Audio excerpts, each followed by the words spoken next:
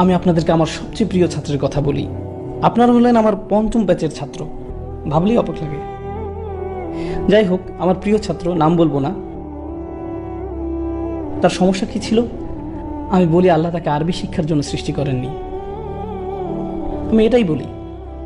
কিন্তু সে আমার খুব প্রিয় ছাত্র, আমি তাকে খুবই ভালোবাসি, এবং সে আমি যতজনকে চিনি তাদের সবার থেকে বেশি পরিশ্রম করেছে।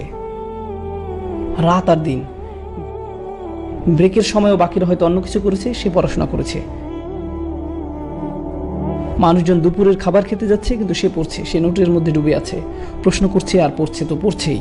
এবং সে আমি যতজনকে চিনি তাদের সবার থেকে বেশি পরিশ্রম করেছে। সে একের পর এক খাতা শেষ করে ফেলছে, নোট লিখে লিখে। তার হাত ব্যথা হয়ে যেত, তবু সে ল্যাপটপ ব্যবহার করতো না, কারণ সে ভাবতো তা হলো অলসদের কাজ।